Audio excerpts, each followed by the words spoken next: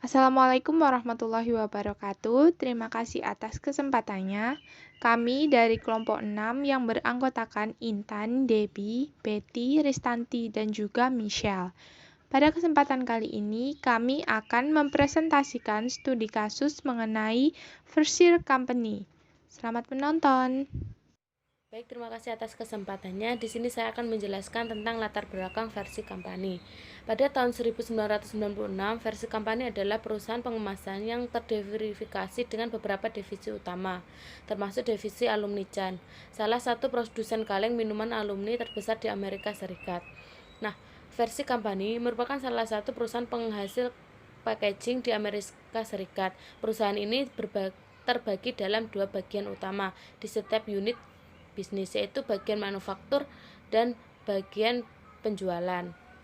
Nah, tempat wadah dibuat dari salah satu dari beberapa bahan alumni, baja, kaca, serat foil, atau kertas dari komposit logam atau plastik industri yang logam terdiri dari lebih dari 100 perusahaan yang memproduksi alumni dan kaleng baja berlapis timah. Pada tahun 1970, kaleng bisa menyumbang 88% dari produksi kaleng logam, tetapi pada tahun 1990-an, alumni telah mendominasi industri. Pada tahun 1996, kaleng alumni menyumbang lebih dari 75% produksi kaleng logam.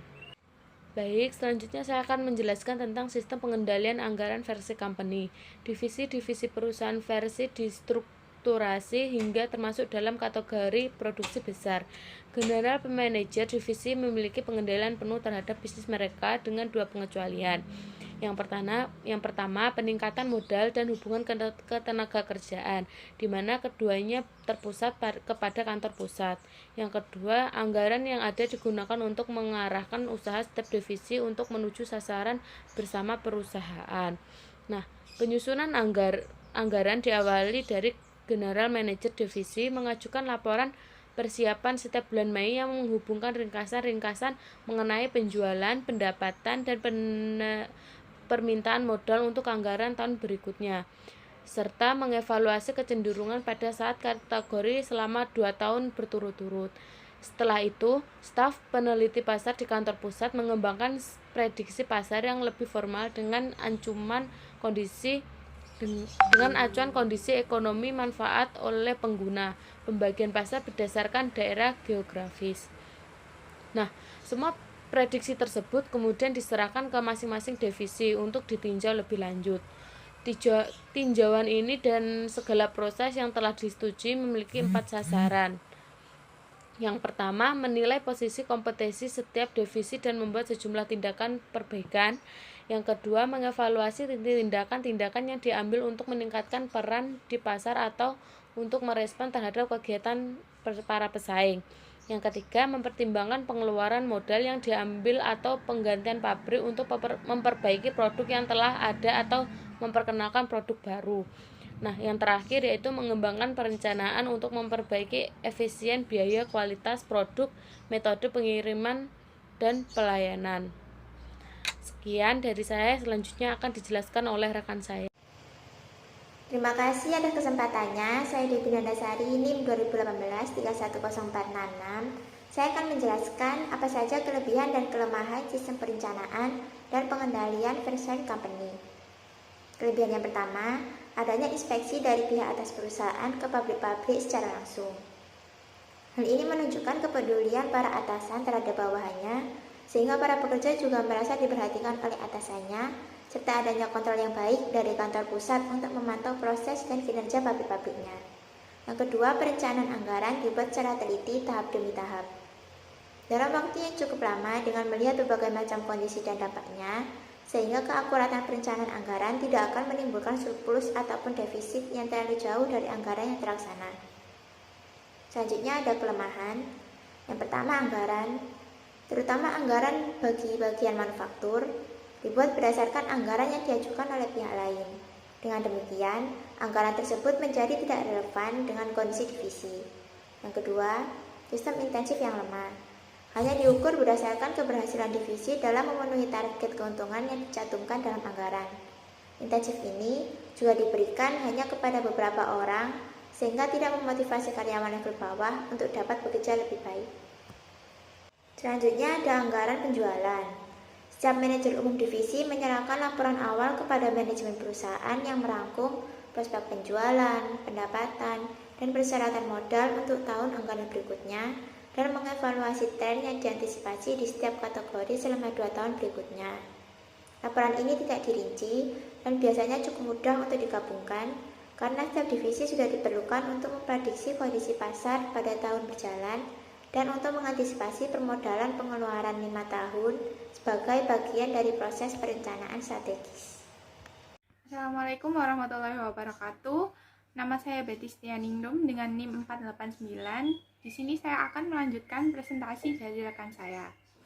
Anggaran manufaktur merupakan anggaran yang disusun untuk penentuan standar biaya dan pengurangan biaya yang kemudian diperiksa oleh staf controller pada suatu perusahaan. Nah, aktivitas-aktivitas pengangguran yang dilakukan oleh first year company adalah yang pertama, pada setiap bulan Mei, General Manager Divisi mengajukan laporan awal yang berisi prediksi penjualan, pendapatan, dan kebutuhan modal untuk tahun yang akan mendatang. Lalu, laporan yang dibuat oleh manajer divisi ini kemudian ditandatangani oleh staf riset perusahaan. Staf riset inilah yang bertugas untuk menyusun laporan tersebut menjadi bentuk prediksi anggaran yang dilengkapi data-data ekonomi serta analisis pasar.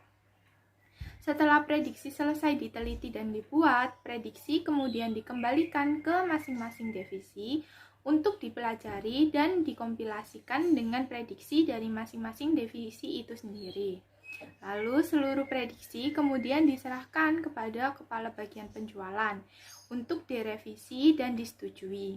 Dan anggaran yang telah disetujui oleh pihak puncak kemudian diteruskan ke divisi-divisi dalam bagian manufaktur. Bagian manufaktur menyusun anggaran berdasarkan dengan anggaran yang dibuat oleh bagian penjualan. Lalu controller memeriksa anggaran yang telah dibuat oleh bagian manufaktur sebelum akhirnya dikirim ke divisi general manager dan paling lambat pada tanggal 1 September.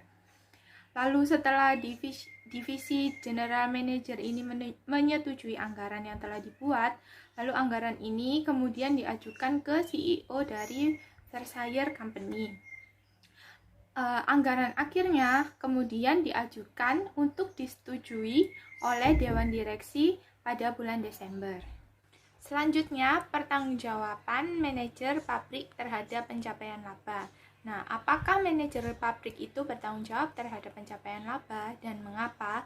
Menurut kami, manajer pabrik ini tetap bertanggung jawab terhadap pencapaian laba karena manajer pabrik ikut berkontribusi dalam penyusunan anggaran, target laba, dan juga estimasi biaya.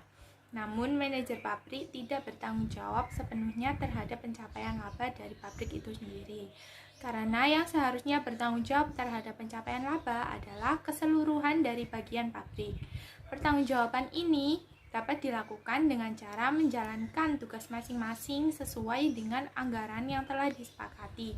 Jadi, terbentuklah sinergi yang kuat di dalam pabrik untuk bersama-sama mencapai target yang telah ditentukan. Sekian presentasi dari saya, selanjutnya akan dilanjutkan oleh rekan saya. Saya akan menjelaskan tentang pengukuran dan evaluasi kinerja. Tujuan dilakukannya pengukuran dan evaluasi kinerja adalah untuk mendorong para pegawai supaya bisa memenuhi target perusahaan dan mengikuti standar perilaku yang telah diputuskan sebelumnya. Pengukuran dan evaluasi kinerja tersebut harus dilakukan secara sistematis dan struktur dengan baik supaya mendapatkan hasil yang maksimal. Dengan cara pada hari kedua setelah penutupan setiap bulan, setiap pabrik mengirimkan varians operasi penting tertentu yang digabungkan ke dalam lembar analisis varians. Kompilasi dari semua lembar varians tersebut didistribusikan kepada pihak manajemen yang tertarik. Manajer pabrik tidak boleh menunggu sampai laporan bulanan ini disiapkan untuk mengidentifikasi varians apa saja yang tidak menguntungkan. Akan tetapi sebaliknya, mereka diharapkan untuk menyadari dan mengambil tindakan korektif. Lalu, 4 hari setelah penutupan setiap bulan, setiap pabrik menyerahkan laporan yang menunjukkan hasil yang dianggarkan dan aktualnya. Setelah laporan ini diterima, pihak manajemen perusahaan mengkaji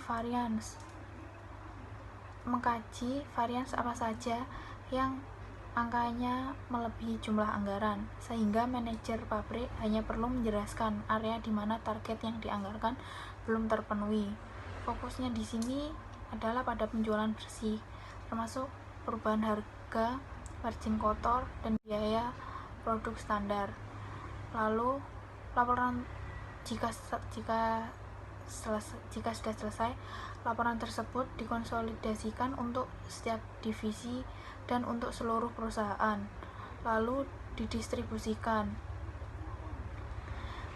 Di sini, biaya tetap diperiksa untuk melihat apakah pabrik telah melaksanakan berbagai programnya dan apakah program tersebut telah memenuhi biaya yang dianggarkan dan apakah hasilnya itu sesuai dengan harapan atau tidak. Terima kasih atas kesempatannya. Nama saya Misal Yuro Da Vinci dengan NIM 2018310513. Di sini saya akan menjelaskan mengenai manajemen insentif. Insentif merupakan bagian dari kompensasi. Insentif adalah penghargaan atau ganjaran yang diberikan untuk memotivasi para pekerja agar produktivitas kerjanya tinggi dan sifatnya tidak tetap atau sewaktu-waktu. Oleh karena itu, insentif sebagai bagian dari keuntungan, terutama sekali diberikan kepada pekerja yang bekerja secara baik atau yang berprestasi. Program-program dalam manajemen insentif dapat dikaitkan dengan produktivitas individu, kelompok, maupun organisasi. Contoh manajemen insentif yaitu, manajer pabrik memiliki tanggung jawab untuk operasi pabrik dan keuntungan pabrik. Lalu, manajer pabrik termotivasi untuk mencapai tujuan laba mereka dengan berbagai cara. Yaitu yang pertama, hanya manajer yang cakap yang dipromosikan, dengan kinerja laba menjadi faktor utama penentu kemampuan. Lalu yang kedua, paket kompensasi manajer pabrik dikaitkan dengan pencapaian anggaran laba. Yang ketiga, setiap bulan sebuah bagian disusun yang menunjukkan efisiensi produksi menurut pabrik dan divisi. Selanjutnya saya akan menjelaskan mengenai grafik laporan tingkat pabrik individual. Yang pertama, analisis penjualan oleh kelompok pelanggan, yaitu analisis rinci untuk volume penjualan, dolar penjualan, keuntungan dolar, dan margin keuntungan oleh pelanggan pengguna akhir. Misalnya, perusahaan bir, perusahaan aerosol, dan soft perusahaan minuman. Yang kedua, analisis penjualan, yaitu analisis cadangan yang lebih rinci untuk tampilan-tampilan tentang varians karena harga jual, bauran penjualan, dan penjualan volume. Yang ketiga, yaitu analisis biaya, yaitu analisis cadangan yang lebih rinci untuk tampilan-tampilan tentang varians karena biaya variabel dan biaya tetap manufaktur. Selanjutnya saya akan menjelaskan mengenai laporan tingkat divisi.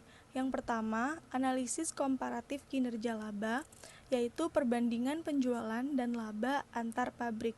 Sedangkan analisis komparatif efisiensi manufaktur, yaitu perbandingan efisiensi biaya variabel dan tetap di seluruh pabrik.